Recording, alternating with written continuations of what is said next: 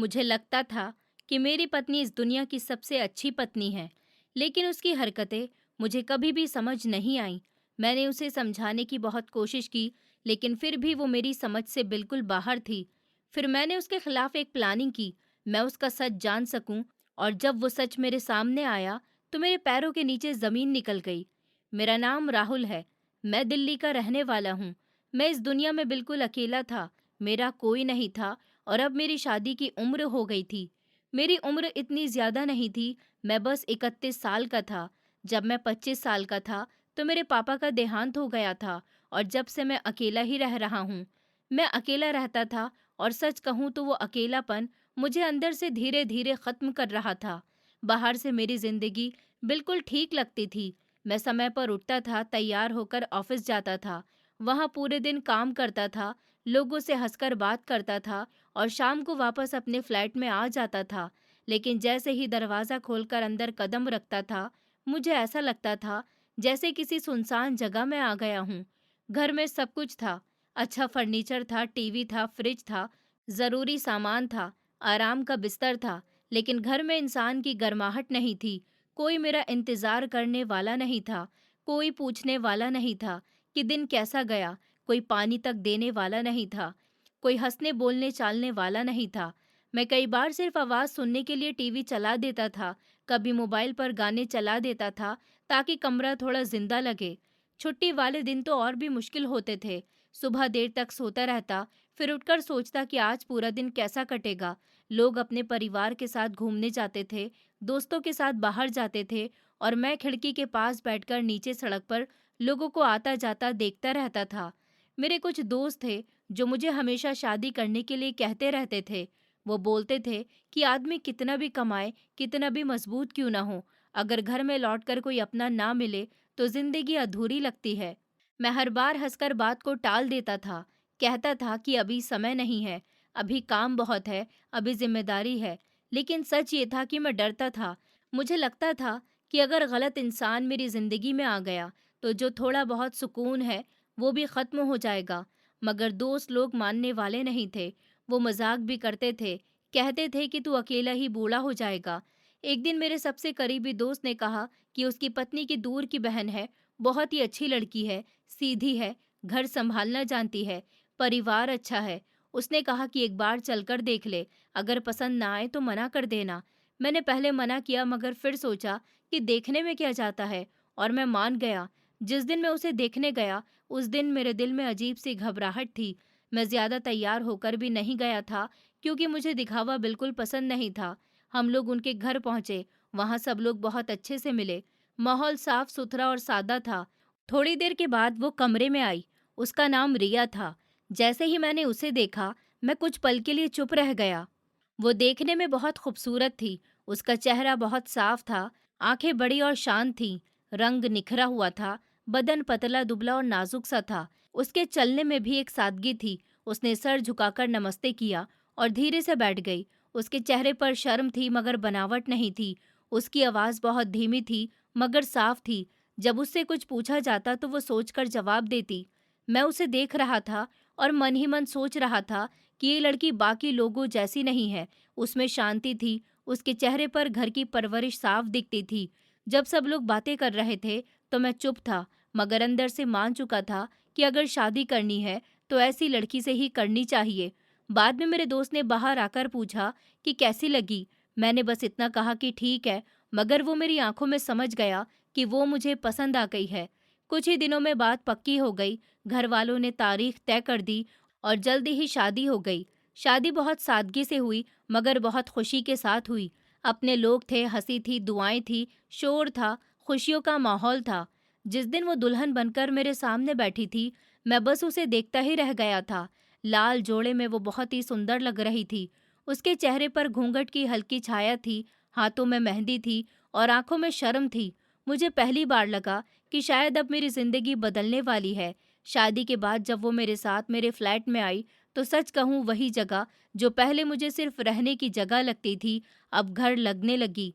पहले जहाँ सन्नाटा होता था, अब वहाँ बर्तनों की आवाज़ आने लगी, रसोई से खुशबू आने लगी, कमरे में किसी के चलने की आहट आने लगी।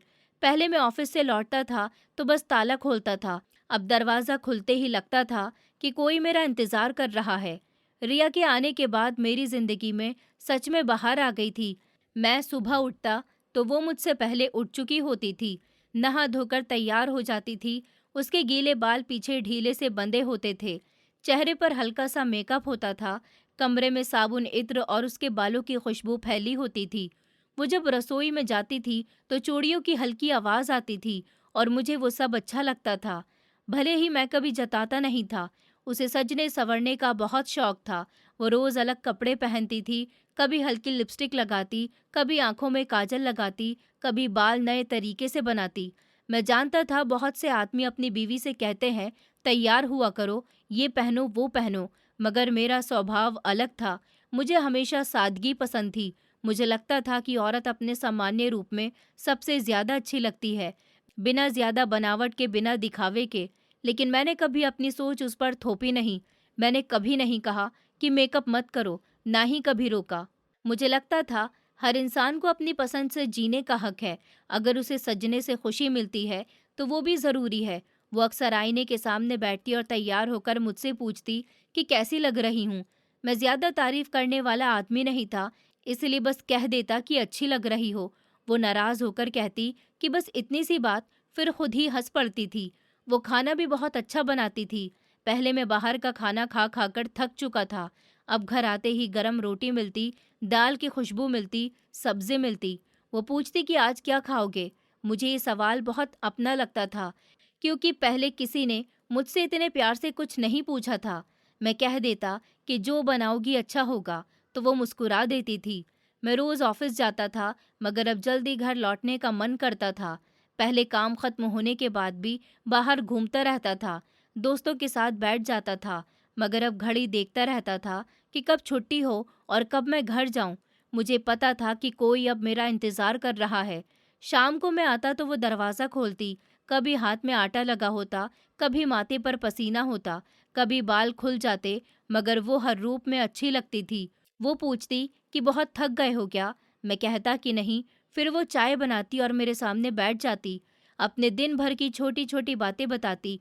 पड़ोसन क्या कह गई, बाजार में क्या देखा, कौन सी चीज़ पसंद आई, किससे बात हुई। मैं चुपचाप सुनता रहता और मुझे बहुत अच्छा लगता कि कोई अपने दिन की बातें मेरे साथ बाँट रहा है।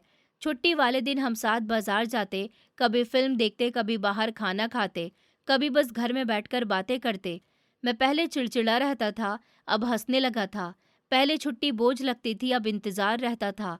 मैं कभी-कभी उसे काम करते हुए चुपचाप देखता रहता था और सोचता था कि ये लड़की मेरी ज़िंदगी में ना आती तो शायद मैं ऐसे ही अकेला रह जाता। मुझे सच में लगता था जैसे सूखे पेड़ पर फिर से पत्ते आ गए हों, जैसे बंद कमरे की खिड़की खुल गई हो, जैसे किसी सुनसान घर में रोशनी जल गई हो। रिया मेरी ज़िंदगी की सबसे खूबसूरत आदत बन गई थी। मैं अब अपने भविष्य के बारे में सोचने लगा था। मैं सोचता था कि थोड़ा पैसा जोड़ूं, अच्छा घर खरीदूं, उसके लिए गाड़ी लूं, उसे खुश रखूं, उसे कभी दुख न दूं। मैं पहली बार किसी के लिए जिम्मेदारी महसूस कर रहा था और ये एहसास अच्छा था। उस समय तक मुझे यही लगता था कि जिंदगी अब सही रास्ते पर आ गई है। जो खालीपन सालों से मेरे अंदर था, वो भर गया है। जो उदासी मेरे चेहरे पर रहती थी, वो खत्म हो गई है। मैं सच में खुश था, बहुत खुश। और मेरी उस खुशी की सबसे बड़ी वजह रिया थी। मुझे क्या पता था कि जिंदगी हमेशा सीधी राह पर नहीं चलती और हर मुस्कान के पीछे कभी-कभी कुछ ऐसे राज भी छुपे होते हैं जिनका अंदाज़ा इंसान को बहुत देर से होता है। मगर उस वक्त तक मेरी दुनिया बहुत सुंदर थी और मैं उसे ही अपनी असली ज़िंदगी मान बैठा था। एक दिन की बात है, मैं सुबह चाय पी रहा था और वो हमेशा की तरह शीशे के सामने खड़ी होकर तैयार हो रही थी। उसके चेहरे पर हल्का मेकअप था, बाल अच्छे से बने हुए थे और वो बहुत ही सुंदर लग रही थी। मैं कुछ देर उसे देखता रहा, फिर मैंने सोचा कि प्यार से समझाना चाहिए, इसलिए मैंने नरम आवाज़ में कहा कि सुनो, तुम इतना मेकअप मत किया करो, तुम्हारी स्किन खराब हो जाएगी। मैं तो बस तुम्हारी फिक्र में कह रहा हूँ। मेरी बात सुनते ही उसने शीशे से नज़र हटाई और मेरी तरफ देखा। उसके चेहरे का भाव तुरंत बदल गया। वो थोड़ी सख्ती से बोली, अच्छा तो मेरा मेकअप करना आपको बुरा लगता है? आप नहीं चाहते कि आपके पैसे इन चीज़ों पर खर्च हों। अगर ऐसी बात है तो आप चिंता मत कीजिए, मैं आपके पैसों से कुछ नहीं लूँगी। मैं अपने लिए खुद खरीद लूंगी। उसकी बात सुनकर मैं थोड़ा घबरा गया, क्योंकि मेरा मतलब बिल्कुल भी ऐसा नहीं था। मैंने जल्दी से कहा कि अरे नहीं नहीं, तुम गलत समझ रही हो। मैं पैसे की बात नहीं कर रहा हूँ। मेरा जो कुछ है वो तुम्हारा ही तो है। मैं तो सिर्फ तुम्हारे लिए कह रहा हूँ। ज्यादा चीजें चेहरे पर लगाने से स्किन खराब हो जाती है, इसीलिए बस समझा रहा हूँ। मगर वो मेरी बात मानने के मूड में ही नहीं थी। उसने होठ भींच कर कहा कि मुझे जैसे रहना अच्छा लगता है मैं वैसे ही रहूंगी। मुझे तैयार रहना पसंद है और मैं ये सब नहीं छोड़ूंगी। उसके बोलने का तरीका ऐसा था कि मुझे समझ आ गया कि अब कुछ भी कहना बेकार है, इसीलिए मैं चुप हो गया। मैंने सोचा कि नई शादी है, अभी सब बातों पर बहस करना ठीक नहीं है। धीरे धीरे खुद ही बदल जाएगी। मुझे लगा जब घर की जिम्मेदारियां बढ़ेंगी तो उसका ध्यान अपने आप इन चीज़ों से हट जाएगा, मगर मैं गलत था। अगले ही दिन फिर से वही हुआ। सुबह मेरी आंख खुली तो वो मुझसे पहले उठ चुकी थी, नहा धोकर पूरी तरह तैयार थी। बाल गीले थे और क्लिप से पीछे बंधे हुए थे। चेहरे पर हल्का मेकअप था, कपड़े भी अच्छे से पहने हुए थे और कमरे में उसकी खुशबू फैली हुई थी। मैं तो बस उसे देखता रह गया। फिर किचन से बर्तनों की आवाज़ आने लगी। मैं बाहर गया तो देखा वो नाश्ता भी बना रही थी, गैस पर चाय चढ़ी थी और साथ साथ वो घर भी संभाल रही थी। मुझे सच में हैरानी होती थी कि कोई इंसान इतना सज धज कर भी घर का सारा काम कैसे कर सकता है। वो पूरे फ्लैट को चमकाकर रखती थी, खाना इतना स्वादिष्ट बनाती थी कि बाहर गैलरी तक खुशबू चली जाती थी। पड़ोसी भी कई बार पूछ लेते थे कि आज क्या बना है। मैं अंदर ही अंदर मानता था कि वो मेहनती है, समझदार है और घर संभालना जानती है। बस उसकी कुछ आदतें मेरी सोच से अलग थीं, लेकिन मैंने खुद को समझाया, हर इंसान अलग होता है, उसे जैसा रहना अच्छा लगता है रहने दूं। इसलिए मैंने उस बात को वहीं पर ख़त्म कर दिया। दिन गुजरते गए, हमारी ज़िंदगी ठीक चल रही थी। मैं ऑफिस जाता था, शाम को लौट आता था। वो मेरा इंतज़ार करती थी, खाना तैयार रखती थी। कभी हंसती थी, कभी छोटी छोटी बातों पर रूठ जाती थी, मगर घर में रौनक थी। मैं खुश था और मुझे लगता था कि अब जिंदगी संभल गई है। फिर एक दिन रात को हम दोनों खाना खाकर बैठे थे। मौसम भी अच्छा था और मेरा दिल हुआ कि अब आगे की जिंदगी की बात करनी चाहिए। मैंने प्यार से उसका हाथ पकड़ा और मुस्कुराकर कहा कि सुनो, अब हमें एक बच्चा कर लेना चाहिए। मेरी बात सुनते ही जैसे किसी ने उसका रंग उड़ा दिया हो, उसका चेहरा तुरंत बदल गया। उसने झटके से अपना हाथ छुड़ाया और खड़ी हो गई। वो तेज आवाज में बोली, क्या कह रहे हैं आप? अभी हमारी शादी को कितना समय हुआ है और आप अभी से बच्चे की बात करने लगे? मैं थोड़ा संभल कर बोला, इसमें गलत क्या है? मैं तो बस सोच रहा था कि अभी अगर एक बच्चा हो जाए तो 2-3 साल बाद दूसरा हो जाएगा, घर भी पूरा लगेगा और बच्चे भी साथ साथ बड़े हो जाएंगे। उसने मेरी बात पूरी होने से पहले ही काट दी और बोली कि आप पागल हो गए हैं क्या? मुझे बच्चे बिल्कुल पसंद नहीं है और अगर कभी करूंगी भी तो सिर्फ एक बच्चा ही करूंगी। मैं उसकी बात सुनकर चौंक गया। मैंने सोचा शायद मजाक कर रही है, इसलिए मैंने हल्के अंदाज में कहा, अच्छा अगर बेटा ना हो और बेटी हो जाए तो? फिर उसने तुरंत गुस्से से मेरी तरफ देखा और बोली, अच्छा तो आप भी उन्हीं लोगों में से हैं जो बेटा बेटी में फ़र्क करते हैं। आपको बेटा चाहिए? मैं उसकी बात सुनकर परेशान हो गया, क्योंकि मेरा मतलब बिल्कुल वैसा नहीं था। मैंने जल्दी से कहा कि नहीं, तुम मुझे गलत समझ रही हो। मैं ऐसा इंसान नहीं हूँ। मैं तो बस कह रहा था कि अगर हमारा एक बेटा हो और एक बेटी हो तो घर कितना अच्छा लगेगा। दोनों बच्चे साथ खेलेंगे, घर में रौनक रहेगी। मगर उसने सर हिलाकर कहा कि नहीं, मुझे बच्चे पसंद नहीं है और अगर कभी मैंने बच्चा किया तो सिर्फ एक ही करूंगी, चाहे बेटा हो या बेटी, मुझे उससे कोई फर्क नहीं पड़ता। लेकिन अभी तो मैं इस बारे में बात भी नहीं करना चाहती। उसकी आवाज में साफ नाराजगी थी। इतना कहकर वो कमरे से बाहर निकल गई और मैं वहीं बैठा रह गया। मेरे हाथ की उंगलियां अब भी उसी तरह जुड़ी हुई थी जैसे मैं उससे प्यार से बात कर रहा था। कमरे में अचानक सन्नाटा छा गया। मैं समझ नहीं पा रहा था कि मैंने ऐसा क्या कह दिया जिससे वो इतना नाराज हो गई। मैं तो बस अपने घर परिवार के बारे में सोच रहा था। मुझे बच्चों से हमेशा प्यार रहा था। मैं चाहता था कि घर में हंसी हो, शोर हो, छोटे छोटे कदमों की आवाज़ हो, मगर उसके मन में कुछ और ही चल रहा था। मैं देर तक वहीं बैठा सोचता रहा कि शायद उसकी अपनी कोई सोच है, शायद अभी वो तैयार नहीं है, शायद उसे डर लगता हो, शायद वो अपनी आज़ादी खोना नहीं चाहती हो। मैं खुद को समझाने लगा, मगर दिल के अंदर हल्की सी उदासी उतर आई थी। उस रात वो देर से कमरे में आई और बिना कुछ बोले अपनी तरफ लेट गई। मैंने भी कुछ नहीं कहा। मैं समझ गया था कि इस बात को अभी छेड़ना ठीक नहीं है, लेकिन उस दिन पहली बार मुझे महसूस हुआ कि हम दोनों साथ रहते ज़रूर हैं, मगर हमारी सोच बहुत अलग है। मैं छत की तरफ देखता रहा और सोचता रहा कि शादी सिर्फ एक घर में रहने का नाम नहीं है, दो दिलों का एक जैसा होना भी ज़रूरी होता है, और शायद हमें अभी एक दूसरे को बहुत समझना बाकी था। शादी के शुरू के दिनों में सब कुछ ठीक लग रहा था, लेकिन धीरे धीरे मुझे महसूस होने लगा कि उसके स्वभाव में बदलाव आ रहा है। पहले वो हंसकर बात करती थी, हर काम खुशी से करती थी, घर में नरमी रहती थी, मगर अब उसके बोलने का तरीका बदलने लगा था। उसकी आवाज़ में अपनापन कम और हुक्म ज़्यादा आने लगा था। मुझे समझ नहीं आ रहा था कि अचानक ये सब कैसे होने लगा।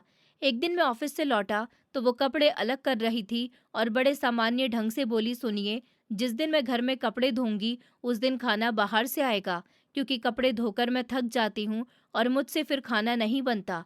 उसने ये बात ऐसे कही जैसे फैसला पहले ही हो चुका हो और मुझे सिर्फ सुनाया जा रहा हो।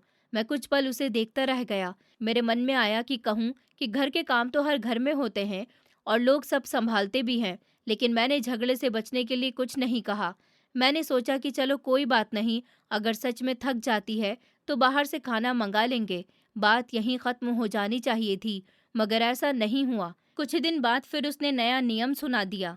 उस दिन वो चाय पीते हुए बोली, मैंने सोचा है कि हफ्ते में एक दिन खाना बाहर से आया करेगा। हम दो ही लोग हैं, इतना क्या रोज रोज बनाना, और वैसे भी मुझे बाहर का खाना पसंद है। उसकी आवाज में पूछने जैसा कुछ नहीं था, सीधा फैसला था। मैं चुप बैठा रहा। उसने मेरी तरफ देखा भी नहीं, जैसे मेरी राय की कोई जरूरत ही नहीं थी। मुझे अंदर से अजीब लगा, क्योंकि घर हम दोनों का था, खर्चा हम दोनों की जिंदगी का हिस्सा था, लेकिन फैसले सिर्फ वो कर रही थी। मैं फिर भी चुप रहा, क्योंकि मैं घर में शांति चाहता था।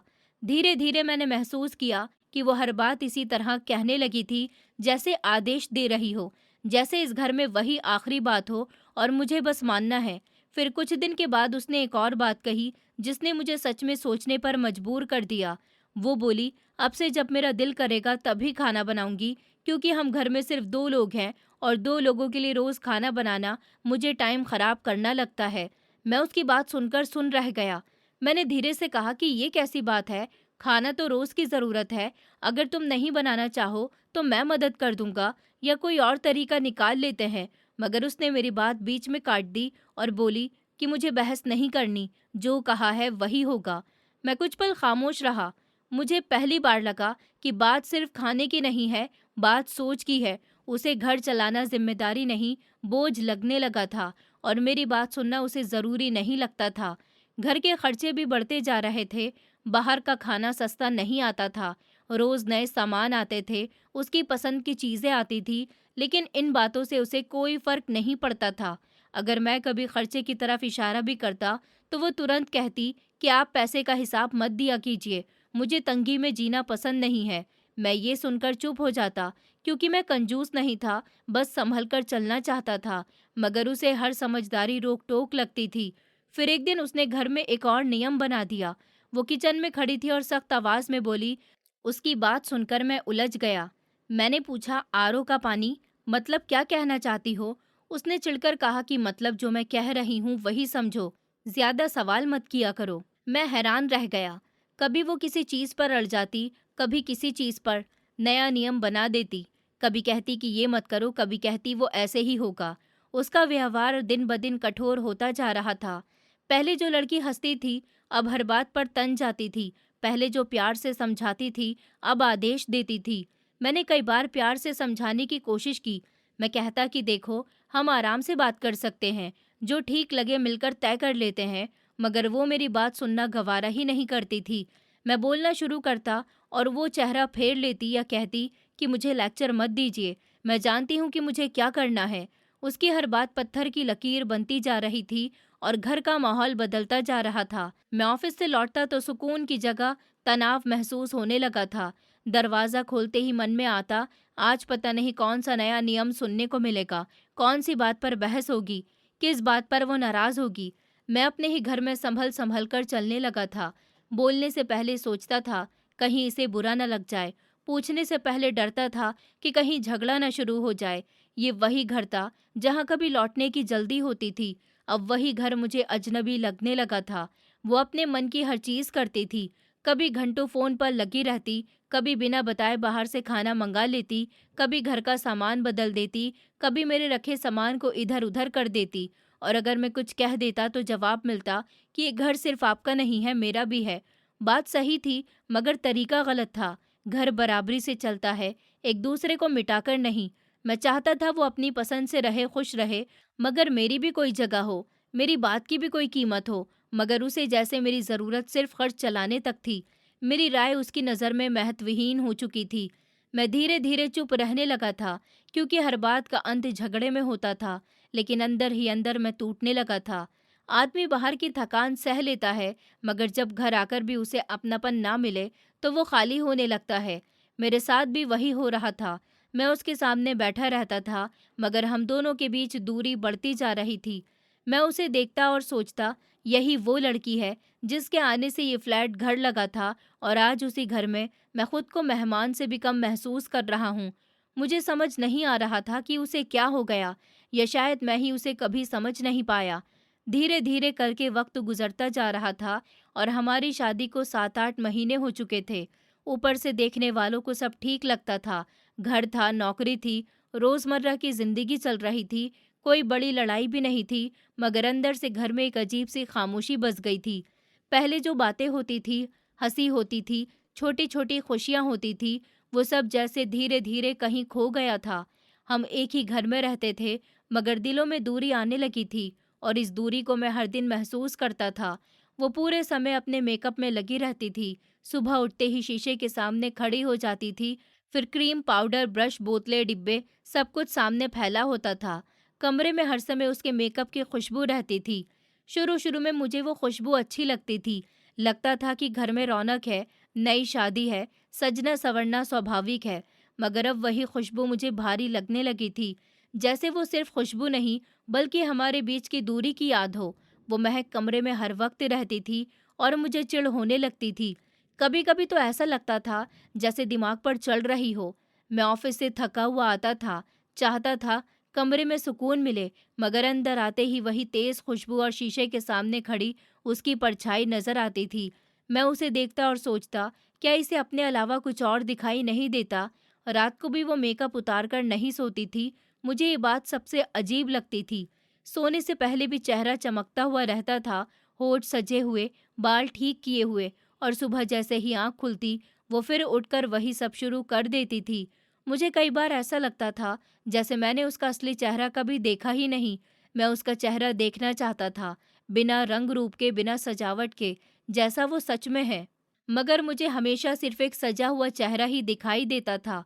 मैं कभी मन ही मन सोचता था मैं कभी-कभी मन ही मन सोचता था, क्या वो खुद से भी छिप रही है, या मुझसे छिप रही है? कमरे में खिड़की थी, जिससे सुबह की हवा आती थी, धूप आती थी, बाहर का आसमान दिखता था। मुझे खुला हुआ कमरा पसंद था। मैं कई बार खिड़की खोल देता था, ताकि ताज़ी हवा आए, कमरा हल्का लगे। मगर जैसे ही वो देखती, तुरंत जाकर बंद कर देती, और कहती कि बाहर की गंदगी अंदर आएगी।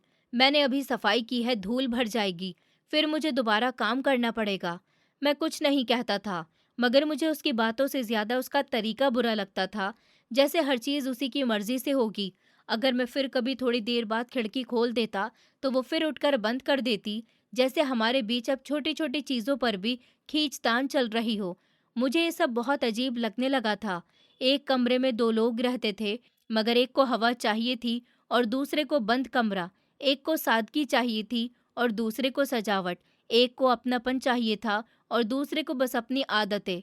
मैं कई बार सोचता था कि उससे प्यार से कहूँ कि देखो, इतना मेकअप मत किया करो, हम दोनों पति-पत्नी हैं, हम एक दूसरे के सामने बनने-संवरने की ज़रूरत नहीं है। तुम जैसी हो वैसी ही अच्छी लगती हो। मुझे सादगी पसंद है। तुम्हारा सीधा-सादा चेहरा मुझे ज़्यादा अच्छा लगेगा। मगर जब भी मैं बात शुरू करता, वो तुरंत टाल देती। कभी कहती कि आप मुझे कंट्रोल मत कीजिए, कभी कहती मुझे जैसा रहना है, मैं वैसे ही रहूँगी। कभी मुस्कुराकर बात बदल देती, मगर मेरी बात को कभी सच में नहीं सुनती थी। मैं चाहता था वो समझे कि मैं उसे रोकना नहीं चाहता।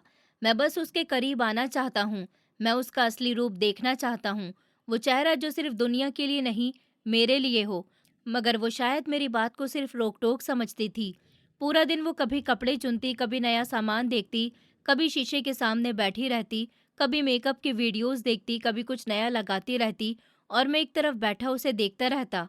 मुझे समझ नहीं आता था कि वो इतनी खूबसूरत होते हुए भी खुद को इतना बदलने की ज़रूरत क्यों महसूस करती है। मैं कई बार सोचता था, शायद उसे खुद पर भरोसा नहीं, ये शायद यही उसका शौक है। मगर जब कोई शौक इंसान को अपने सबसे करीब वाले से दूर कर दे, तो फिर वो शौक नहीं दीवार बन जाता है।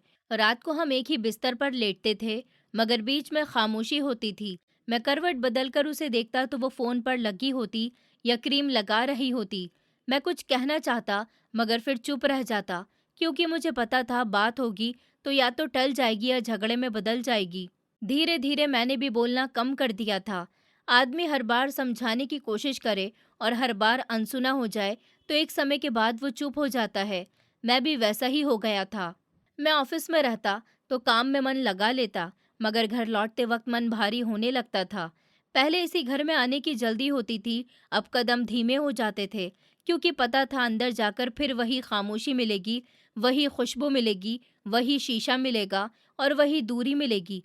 मुझे कभी कभी लगता था कि शायद गलती मेरी है, शायद मैं पुरानी सोच का हूँ, शायद मुझे उसे उसके तरीके से जीने देना चाहिए। मगर फिर दिल कहता था कि बात मेकअप की नहीं है, बात रिश्ते की है। अगर इंसान अपने साथी की एक छोटी सी भावना भी न समझे, तो फिर रिश्ता कैसे चलेगा। मैं उसे सादगी में देखना चाहता था, क्योंकि मुझे उससे प्यार था, उसके चेहरे से नहीं, सिर्फ उसके सजने से नहीं। मैं उसे वैसे देखना चाहता था जैसे वो सच में है, मगर शायद वो खुद भी अब वैसे रहना भूल चुकी थी।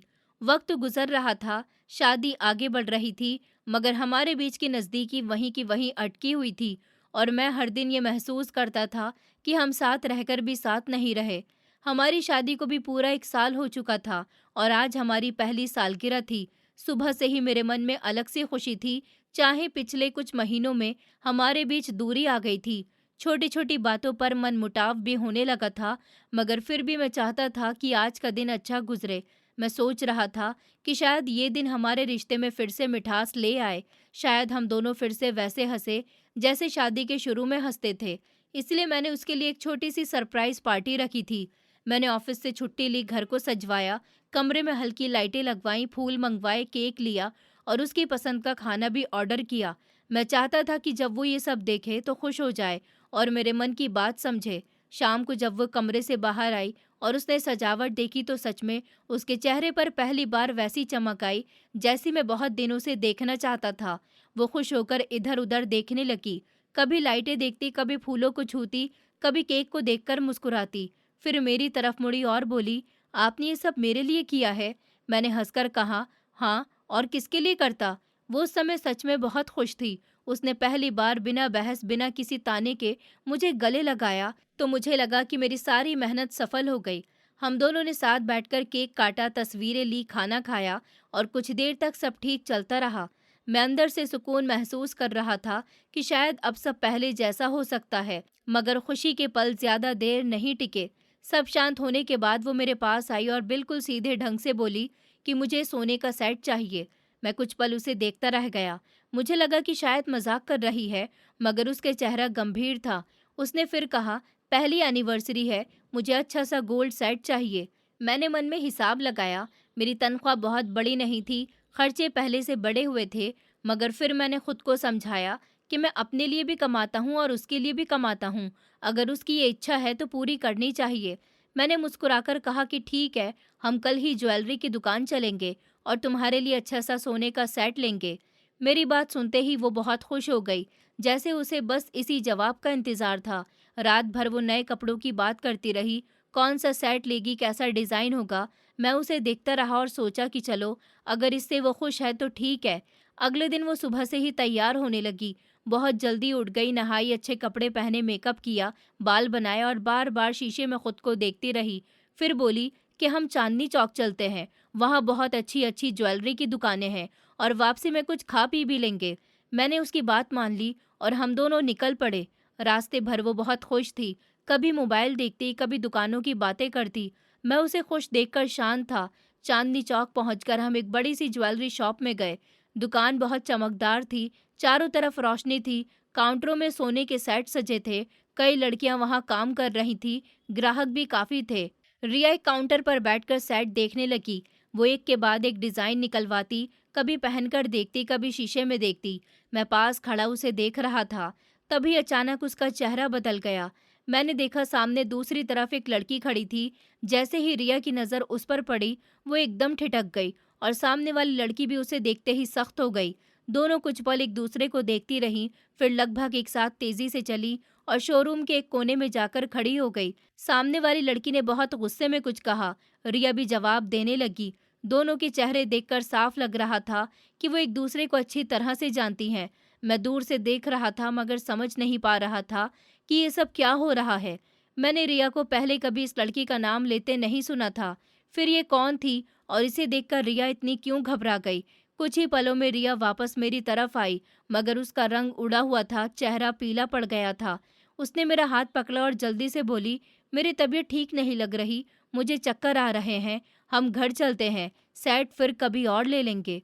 मैंने हैरानी से कहा, अरे अभी तो आए हैं, मैं कुछ एडवांस दे देता हूँ या बुक कर देते हैं फिर चलेंगे। मगर उसने लगभग घबराकर कहा कि नहीं, अभी नहीं, मुझे अभी घर जाना है। उसकी आवाज़ कांप रही थी। मैंने पहली बार उसे इतना परेशान देखा। मैं तुरंत उसे लेकर बाहर आया। रास्ते में वो चुप थी, गाड़ी में बैठी रही, उसका हाथ ठंडा था। मैं पूछता क्या हुआ, कौन थी वो लड़की, मगर उसने कोई जवाब नहीं दिया। घर पहुंचते पहुंचते उसकी हालत और ख़राब होने लगी। उसने सर पकड़ लिया। फिर अचानक उसकी आंखें बंद हो गईं और वो बेहोश होकर गिर पड़ी। मैं घबरा गया। मैंने तुरंत डॉक्टर को बुलाया। डॉक्टर आए। उन्होंने उसका चेकअप किया, नब्ज देखी, दवा दी। फिर बोले, इन्होंने बहुत ज़्यादा टेंशन ली है, ये अचानक ये डर गई हैं, घबराहट की वजह से बेहोश हुई हैं। चिंता की बात नहीं है, थोड़ी देर में होश आ जाएगा। मैं डॉक्टर की बात सुनकर चुप रह गया। टेंशन किस बात की? मैंने मन ही मन सोचा, ये खुद तो सबको टेंशन देती है, फिर आज ऐसी कौन सी बात हो गई जिसने इसे हिला दिया। डॉक्टर दवा लिखकर चले गए और मैं कमरे में उसके पास बैठ गया। वो बिस्तर पर पड़ी थी, चेहरा फीका लग रहा था। मेकअप के नीचे भी उसकी कमजोरी साफ दिखाई दे रही थी। पहली बार मुझे लगा कि वो बाहर से जितनी मजबूत दिखती है, अंदर से उतनी नहीं है। मैं उसके चेहरे को देखता रहा और मेरे मन में एक ही सवाल घूम रहा था कि वो लड़की कौन थी और उसे देखकर रिया इतनी क्यों टूट गई थी। कमरे में खामोशी थी और मेरे अंदर शक की पहली रेखा पैदा हो चुकी थी। वो मेरे सामने बेहोश पड़ी हुई थी और मैं उसकी तरफ देख रहा था, लेकिन मेरी आंखें सिर्फ उसे नहीं देख रही थी, मेरा दिमाग बहुत दूर तक भाग रहा था। मेरे मन में बार बार वही सवाल घूम रहे थे कि आखिर वो लड़की कौन थी जिसे देखकर रिया इस तरह घबरा गई थी, और वो लड़की भी रिया को देखकर ऐसे क्यों चौंक गई थी, जैसे उसने कोई राज देख लिया हो। मुझे समझ नहीं आ रहा था कि आखिर ऐसा क्या है जो मुझसे छुपाया गया है। क्या ये दोनों पहले से एक दूसरे को जानती हैं? अगर जानती हैं तो फिर मुझसे क्यों छुपाया गया? और अगर कोई पुरानी बात है तो वो इतनी बड़ी क्या है कि रिया का रंग उड़ गया और वो बेहोश हो गई। मैं बार बार उसी पल को याद कर रहा था जब दुकान में दोनों की नजरें मिली थी। दोनों के चेहरे पर अजीब डर था, जैसे कोई सच्चाई अचानक सामने आ गई हो। मैं एक बार फिर रिया की तरफ देखने लगा। वो बिस्तर पर चुपचाप पड़ी थी, उसका चेहरा फीका था, सांसें चल रही थी मगर होश नहीं था। कमरे में अजीब सा सन्नाटा फैला हुआ था। मैं कुछ देर तक वहीं बैठा रहा। फिर अचानक मेरे मन में आया कि अगर मैं उस दुकान पर जाकर उस लड़की को एक बार फिर से देख लूं और उससे बात कर लूं, तो शायद मेरे दिल का शक दूर हो जाए। शायद वो मुझे सब सच बता दे। शायद रिया के बारे में कोई ऐसी बात पता चल जाए जो मुझे जाननी चाहिए थी। मैं तुरंत अपनी जगह से उठा और जल्दी से बाहर निकल गया।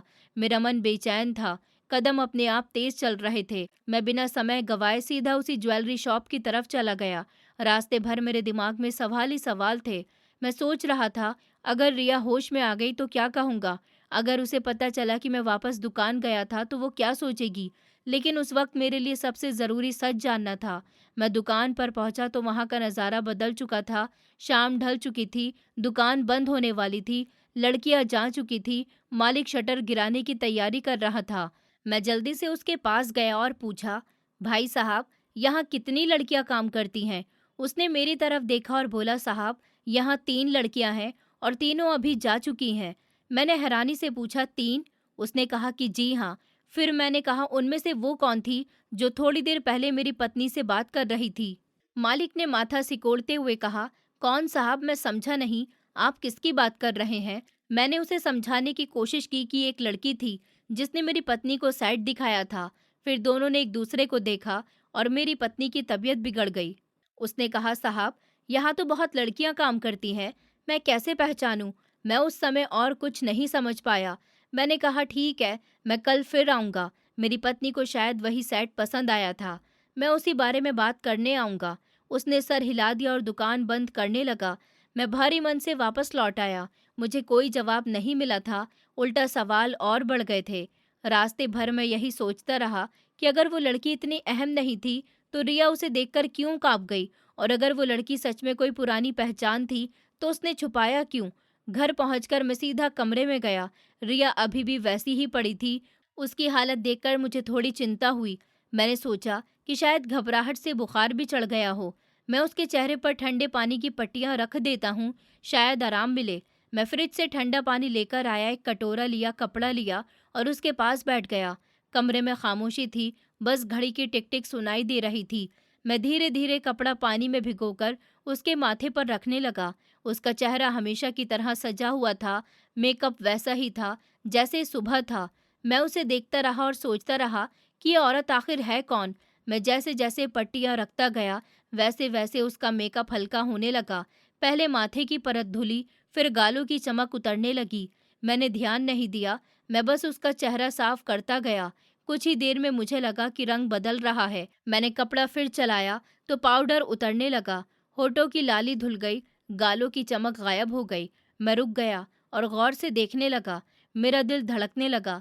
मैं धीरे से उसके चेहरे को साफ करने लगा। अब जो चेहरा सामने आ रहा था, वो मेरे लिए बिल्कुल नया था और उसी के साथ डरावना भी। उसका पूरा मेकअप उतर चुका था और पहली बार उसका असली चेहरा मेरे सामने था। मैं जैसे पत्थर का हो गया।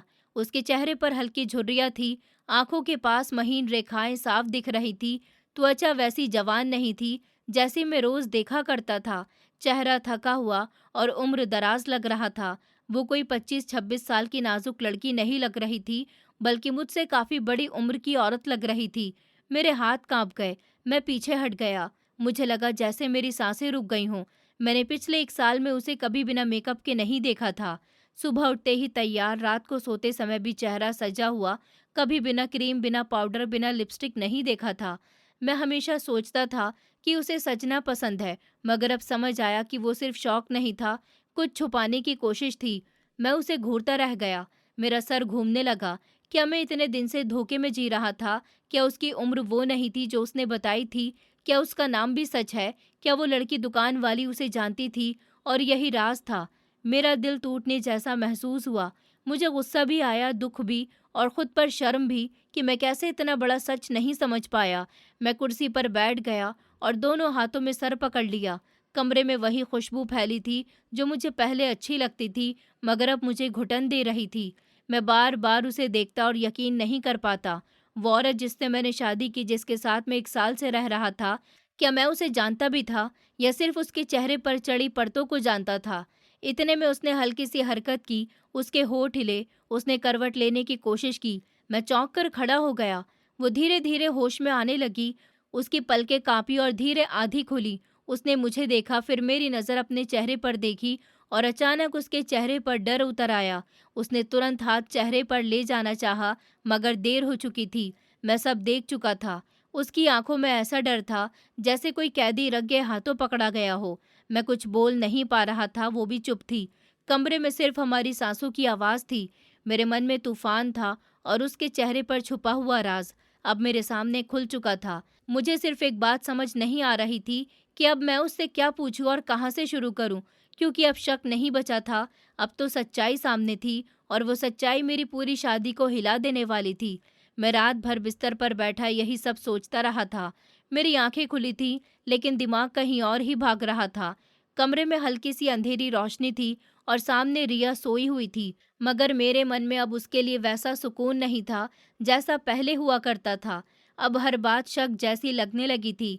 मैं बार बार उसी ज्वेलरी शॉप वाली लड़की के बारे में सोच रहा था कि आखिर वो कौन थी जिसे देखते ही रिया का चेहरा उड़ गया था और वो अचानक बेहोश हो गई थी।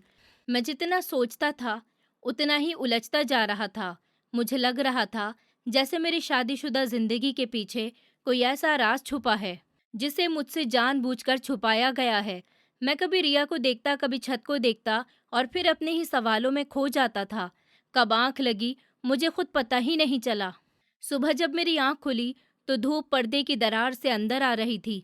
मैंने करवट लेकर देखा तो रिया बिस्तर पर नहीं थी। मैं एकदम उठकर बैठ गया और कमरे में नजर दौड़ाई। फिर बाहर से बर्तनों की हल्की आवाज आई। मैं समझ गया कि वो बाहर होगी। मैं चुपचाप उठा और बाहर निकल गया।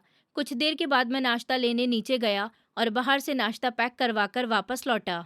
जब कमरे में आया तो जो नज़ारा देखा, उसे देखकर मैं फिर कुछ पल के लिए रुक गया। रिया शीशे के सामने खड़ी थी और बहुत ध्यान से मेकअप कर रही थी, जैसे कल कुछ हुआ ही ना हो। उसके सामने कई डिब्बे खुले पड़े थे, ब्रश, पाउडर, क्रीम, सब कुछ सजा हुआ था। वो अपने चेहरे पर परत दर परत कुछ लगा रही थी। मैंने दरवाजे पर खड़े होकर उसे देखा और फिर धीरे से कहा, तुम्हें अब अपने चेहरे को छुपाने की कोई ज़रूरत नहीं है। मैंने सब देख लिया है। वो एक पल के लिए रुकी ज़रूर, लेकिन फिर बोली, क्या देखा आपने? मैंने कहा, मैंने देखा कि जब तुम्हारा मेकअप उतर गया था तो तुम्हारा असली चेहरा सामने आ गया था।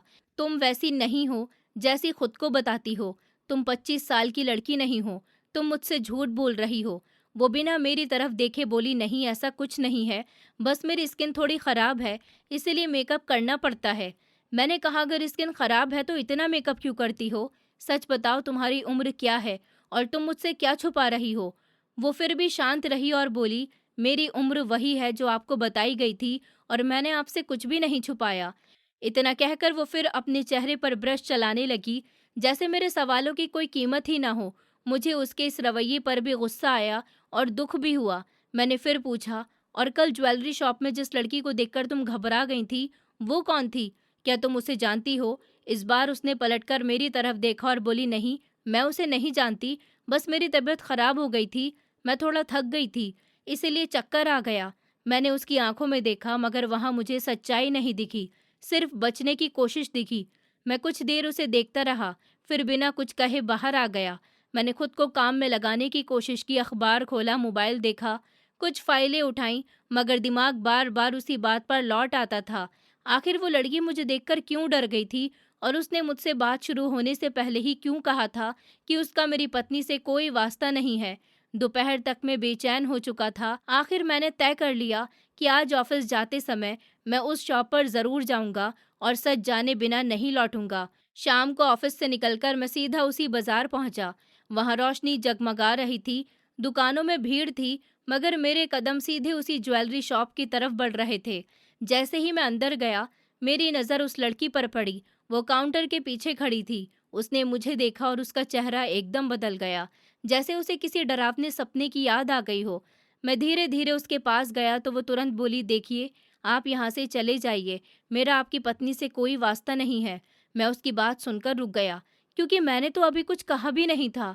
मैंने शांत होकर कहा कि मैं यहाँ लड़ाई करने नहीं आया हूँ, मैं बस वही सेट लेने आया हूँ जो कल मेरी पत्नी देख रही थी।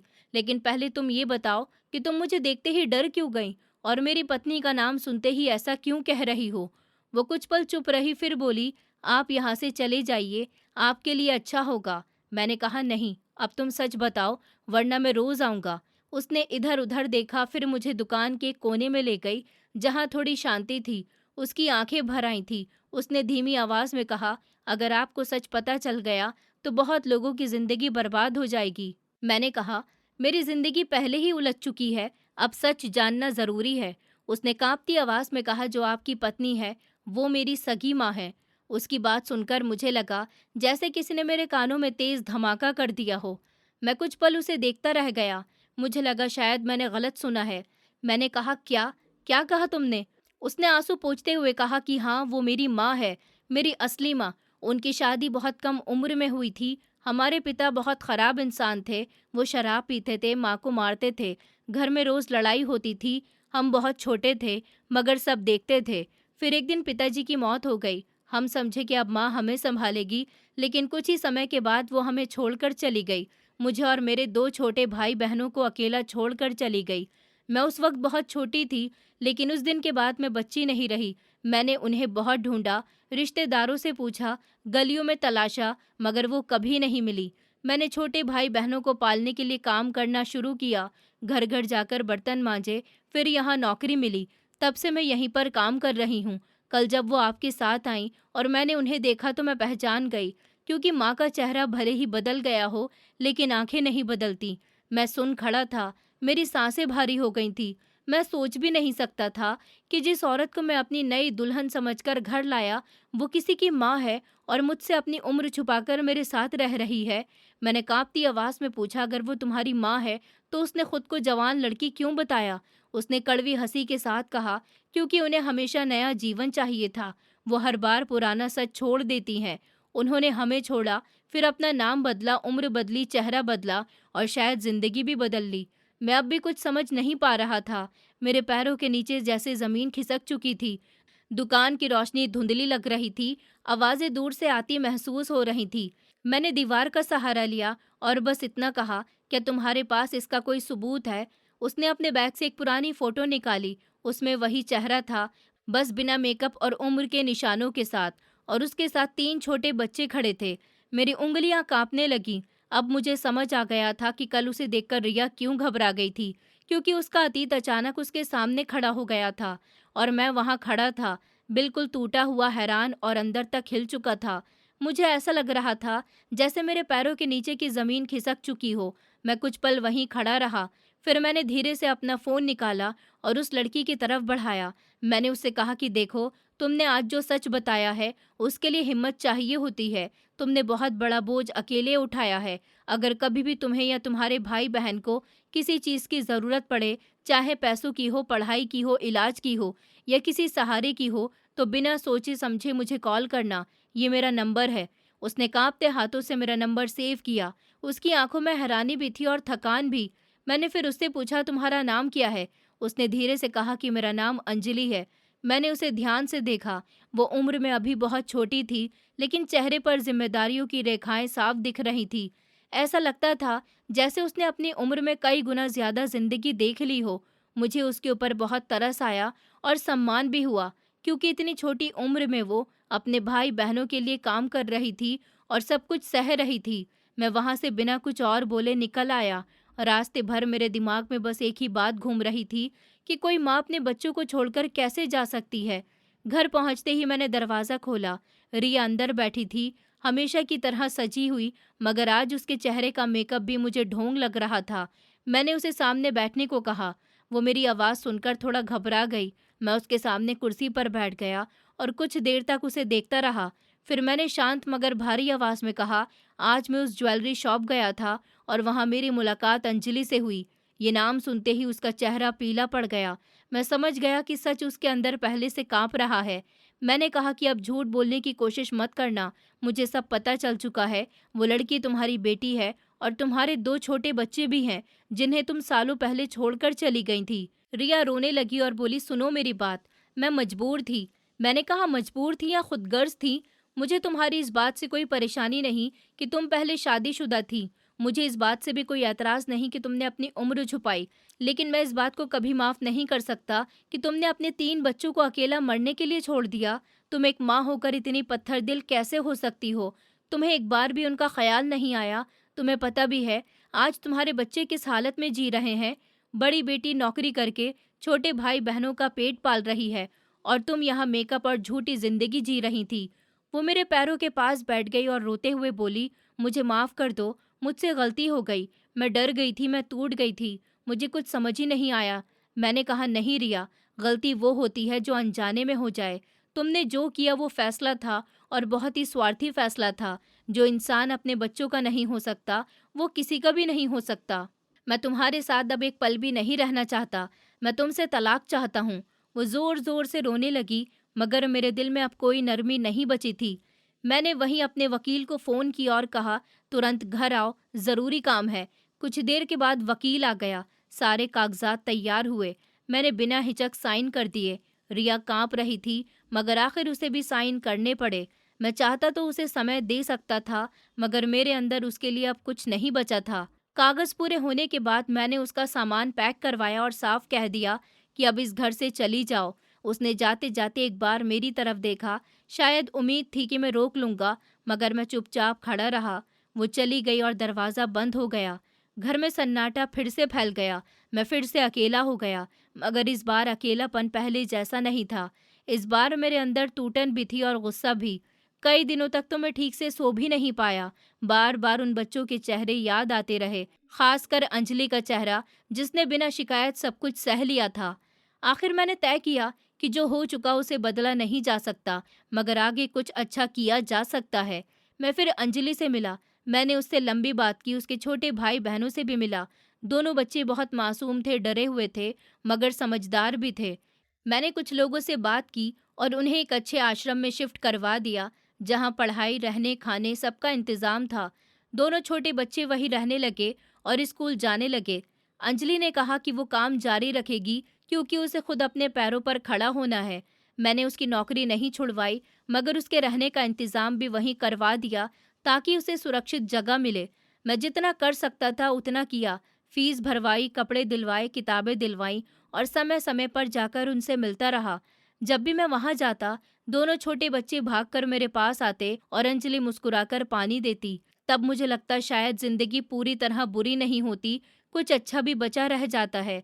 मैं कभी कभी सोचता हूँ, कोई इंसान इतना खुदगर्ज कैसे हो सकता है कि उसे अपने बच्चों तक का ख्याल नहीं आए। फिर समझ आता है कि दुनिया में कुछ लोग सिर्फ खुद से प्यार करते हैं, उन्हें रिश्तों से मतलब नहीं होता। मगर कुछ ऐसे लोग भी होते हैं जो खून का रिश्ता ना होकर भी साथ निभा जाते हैं। मैं उस हादसे को भूलना चाहता था, मगर वो मेरी जिंदगी का सबक बन चुका था। अब मैं पहले से ज्यादा समझदार हो गया था। मैं आज भी उन बच्चों के पास जाता हूँ, उनसे मिलता हूँ, उनकी पढ़ाई पूछता हूँ, उनके साथ बैठकर खाना खाता हूँ, और जब उन्हें हंसते देखता हूँ तो दिल को सुकून मिलता है। मेरी अपनी जिंदगी अब शांत है। मैं काम करता हूँ, घर आता हूँ और चैन से जीता हूँ। दर्द ने मुझे बदला ज़रूर है, मगर तोड़ा नहीं है। अब मैं खुश हूँ और सबसे बड़ी बात, अब मैं झूठ से दूर हूँ। दोस्तों, उम्मीद करती हूँ आपको हमारी कहानी पसंद आई होगी। कहानी पसंद आई है तो वीडियो को लाइक करें, चैनल पर नए हैं तो चैनल को सब्सक्राइब करें और हाँ, नोटिफिकेशन बेल को ज़रूर दबाएं, ताकि अगली अपडेट सबसे पहले आपको मिले।